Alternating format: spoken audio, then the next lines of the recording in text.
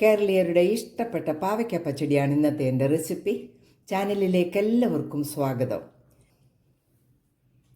ഈ പാവയ്ക്ക പച്ചടി വെക്കുന്നത് നമുക്ക് വീഡിയോയിലൊന്ന് കണ്ടു നോക്കാം.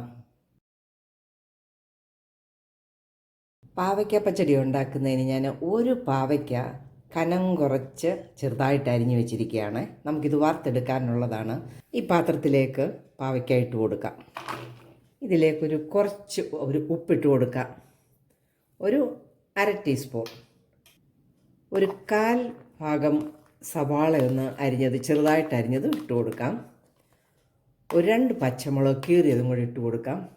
ഇത് നന്നായിട്ട് കൈകൊണ്ട് നമുക്കൊന്ന് ഞെരടിയെടുത്ത് വെക്കാം. ഉപ്പൊക്കെ അതേ പിടിക്കാൻ വേണ്ടിയാണ്. പാവയ്ക്ക പച്ചടിക്ക് നമുക്കൊരു അരപ്പും കൂടെ വേണം. അതിനായിട്ട് ഞാനൊരു 1/2 കപ്പ് തേങ്ങ എടുത്തിട്ടുണ്ട്. അതിലേക്കൊരു 1/4 ടീസ്പൂൺ കടുകിട്ടിട്ടുണ്ട്. ഒരു 3/4 പച്ചമുളക് ഞാൻ ചെറുതായിട്ട് അരിഞ്ഞെടുത്ത് വെച്ചിട്ടുണ്ട്. നമുക്കിതൊന്ന് അരച്ചെടുക്കാം. ഒത്തിരി അങ്ങ് അരഞ്ഞു പോകരുത്. ചമ്മന്തിയൊക്കെ അരയ്ക്കുന്നത് പോലെ നമ്മളത് അരച്ചെടുത്ത് വെച്ചിട്ടുണ്ട്. ഇത് നമുക്കൊന്ന് മാറ്റി വെക്കാം. പാവയ്ക്ക പച്ചടിക്ക് ഞാൻ 1 കപ്പ് തൈര് എടുത്തിട്ടുണ്ട്. പച്ചടി ഉണ്ടാക്കുന്നതിന് ഞാനൊരു ചെറിയ മൺചട്ടി അടുപ്പത്ത് വെച്ചിട്ടുണ്ട്. ഇതിലേക്ക് ഒരു 1 ടേബിൾ സ്പൂൺ വെളിച്ചെണ്ണ ഒഴിച്ചു കൊടുക്കാം.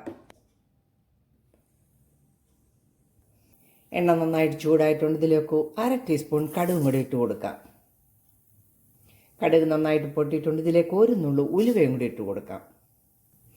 കടുകും ഉലുവയൊക്കെ നന്നായിട്ട് പൊട്ടിയിട്ടുണ്ട്. ഇതിലേക്ക് ഒരു 2 ചെറിയ ഉള്ളി ചെറുതായിട്ട് അരിഞ്ഞതിട്ട് കൊടുക്കാം. ഒരു ഉണക്കമുളക് വട്ടത്തിൽ അരിഞ്ഞിട്ട് കൊടുക്കാം. കുറച്ച് കറിവേപ്പിലയും കൂടി ഇട്ട് കൊടുത്ത് നമുക്കിതൊന്ന് വഴറ്റിയെടുക്കാം.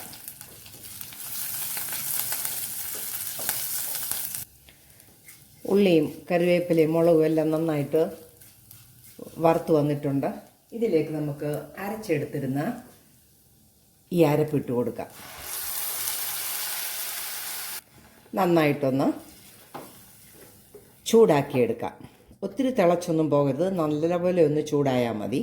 ഈ അരപ്പിലേക്ക് 1/4 ടീസ്പൂൺ ഉപ്പും കൂടെ ചേർക്കാം.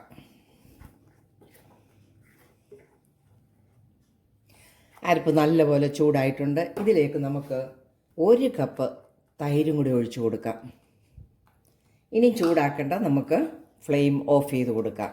നന്നായിട്ടൊന്ന് ഇളക്കി കൊടുക്കാം.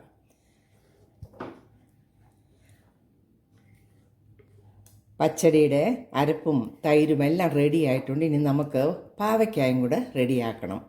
നമുക്ക് പാവയ്ക്ക വറക്കാനായിട്ട് ഞാനൊരു പാൻ അടുപ്പത്ത് വെച്ചിട്ടുണ്ട്. പാൻ ചൂടായിട്ടുണ്ട്. നമുക്ക് പാവയ്ക്ക വറക്കാനുള്ള എണ്ണ ഒഴിച്ച് കൊടുത്തിട്ടുണ്ട്. എണ്ണ നല്ലപോലെ ചൂടായിട്ടുണ്ട്. നമുക്ക് ഈ പാവയ്ക്ക കുറേശ്ശെ ഇട്ട് വറുത്തെടുക്കാം.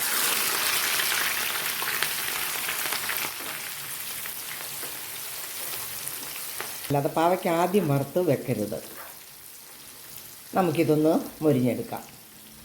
പാവയ്ക്ക നന്നായിട്ട് മൊരിഞ്ഞ് വന്നിട്ടുണ്ട്. നമുക്ക് കോരിയെടുക്കാം. ഈ കോരിയെടുത്ത പാവയ്ക്ക നമുക്ക് ഈ പച്ചടിയിലേക്ക് ഇട്ട് കൊടുക്കാം. അടച്ചു വെക്കാം. ബാക്കിയുള്ളതും കൂടെ നമുക്കൊന്ന് വറുത്തെടുക്കാം. ബാക്കിയുണ്ടായിരുന്ന പാവയ്ക്കയും കൂടെ വറുത്തത് നമുക്ക് ഇതിലേക്ക് ഇട്ട് കൊടുക്കാം. എല്ലാം കൂടെ നന്നായിട്ടൊന്ന് ഇളക്കിയെടുക്കാം.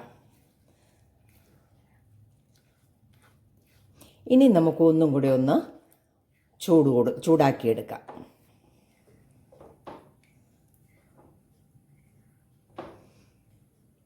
ഫ്ലെയിം ഓഫ് ചെയ്ത് കൊടുക്കാം. നന്നായിട്ട് ചൂടായിട്ടുണ്ട്. അങ്ങനെ നല്ല സ്വാദിഷ്ടമായിട്ടുള്ള പാവയ്ക്ക പച്ചടി റെഡി ആയിരിക്കുകയാണ്. എൻ്റെ വീഡിയോ ഇഷ്ടമായാൽ ചാനൽ ലൈക്ക് ചെയ്ത് സപ്പോർട്ട് ചെയ്യാൻ മറക്കല്ലേ. നല്ല വീഡിയോയുമായിട്ട് വരുന്നത് വരെ ബൈ.